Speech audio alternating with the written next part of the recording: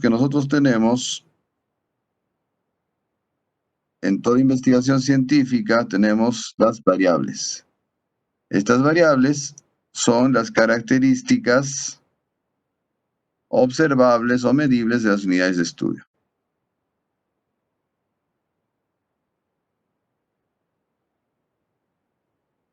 Y tengo dos tipos de variables. Voy a tener unas variables que se llaman variables cualitativas.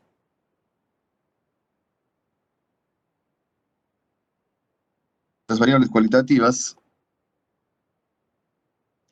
van a ser de dos tipos. Pueden ser nominales o pueden ser ordinales. Bien, las nominales no nos permiten poder ordenar los valores de los datos. Entonces, se van a expresar en un diagrama circular que algunos también le llaman pie y otros le llaman diagrama de sectores.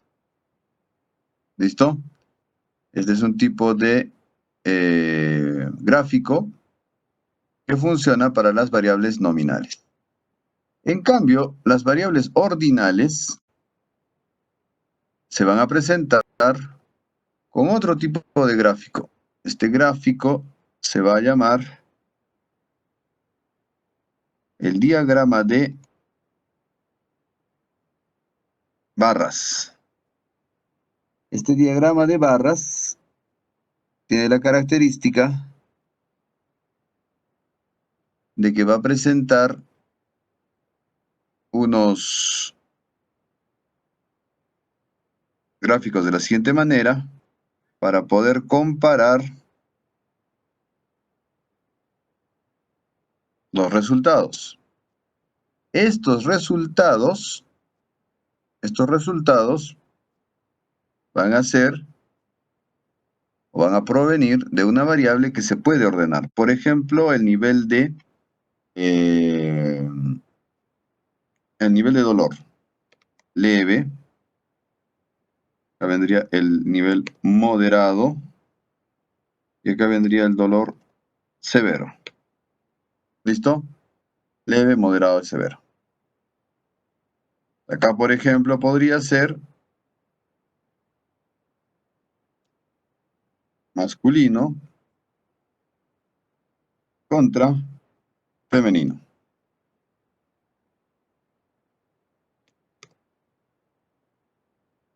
Masculino contra femenino, por ejemplo. Entonces noten ustedes que en la parte de arriba tengo variables nominales y en la parte de abajo tengo variables ordinales. Estas variables nominales no se pueden ordenar, en cambio las ordinales sí se deben ordenar. Y específicamente el eje X es el que me permite esa ordenación. ¿Listo? Bien. Vamos a pasar entonces al siguiente punto.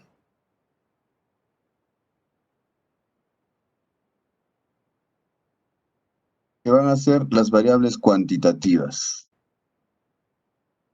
Entonces, el otro tipo de variables que tenemos. Las variables cuantitativas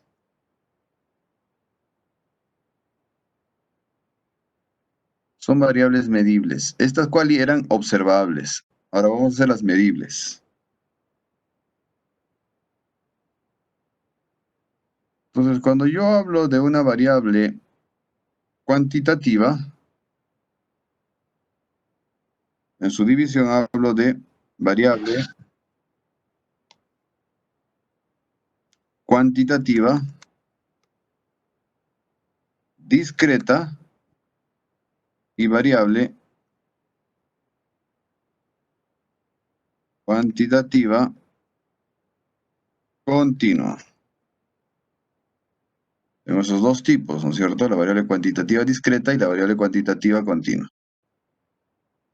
Bien.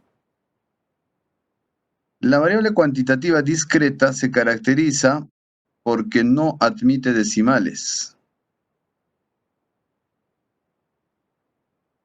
No admite decimales. Y la variable cuantitativa discreta permite tener decimales. ¿Listo? Bien. En ambos casos, estas variables van a ir a ser representadas en un gráfico que se llama el histograma de frecuencia. Este histograma de frecuencia es un gráfico que va a tener las siguientes características. En el eje X va a poner acá los valores de los pacientes y por ejemplo acá va a estar el valor mínimo. Por acá al medio va a tener a un valor que se llama la mediana. Y allá arriba va a estar el valor máximo. Tengo el valor mínimo, la mediana y el valor máximo. Bien. Entonces, en esta escala, que por ejemplo podría ser de la estatura, yo puedo tener las personas que miden 1,50 m, las personas que miden 1,60 m. El promedio, la mediana en los varones debe ser de 1,70 m. Hay poquitos que miden 1,80 m y muy pocos que miden 1,90 m. Eso va a estar representado por una línea, ¿no es cierto?, que nos va a indicar desde aquí hasta acá cómo es la configuración de esta población. Vamos a ver una línea que nos diga que hay poquitos en un lado y muchos en otro lado. ¿Listo?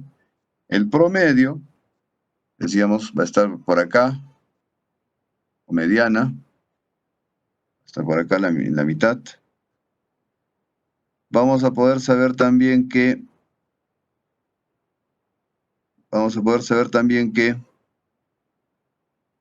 esta mediana, que está dividiendo a la población en dos,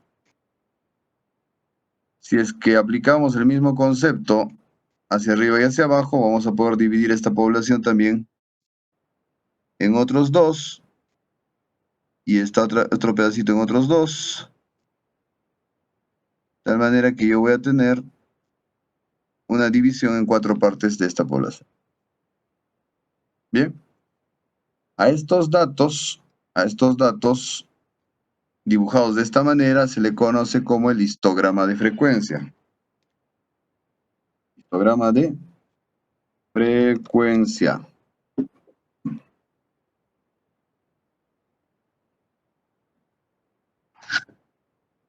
Y este histograma de frecuencia muchas veces también se expresa en otro gráfico, en un gráfico que va a ser llamado el diagrama de caja, o de caja y bigote también le llaman.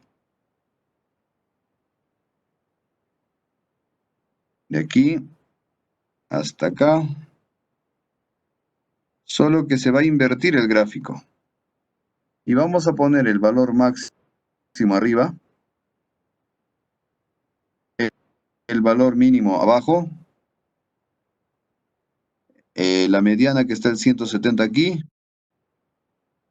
Esas dos divisiones que hemos hecho de 160 y 180 van a entrar acá, ¿no es cierto?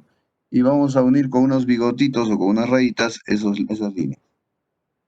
De tal manera que vamos a tener este gráfico que se va a llamar el diagrama de caja y bigote. A las líneas se le llaman los bigotes. Bien, entonces recuerden que aquí arriba está el valor máximo. Se pone en minúsculas. valor máximo, acá está la mediana y acá está el valor mínimo.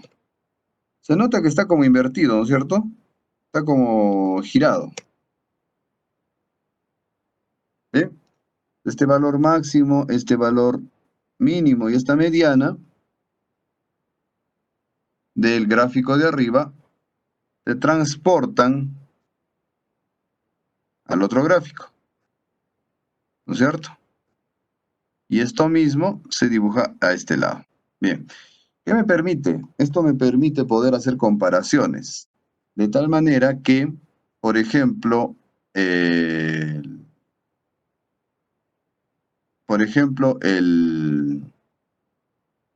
gráfico este podría ser respecto a varones, ¿no es cierto?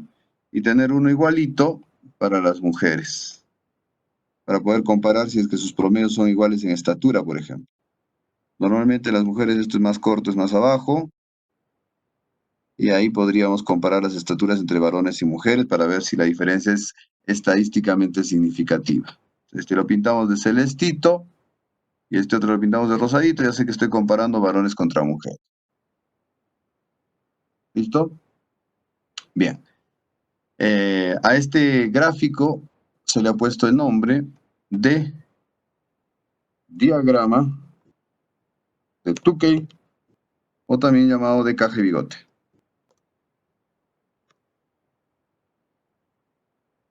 Bigote. ¿Listo? Bien. Hasta aquí llegamos con la clase de los fundamentos de estadística. Este es el punto número 1, que se llama estadística descriptiva, y tendríamos que tener una última clase donde vamos a explicar los fundamentos de estadística bivariada o las pruebas estadísticas, de manera que tenemos que trabajar 2 horas más. Si nos faltara un poco más de tiempo, debemos tener una clase adicional, y con eso hemos terminado toda la materia, estimados jóvenes.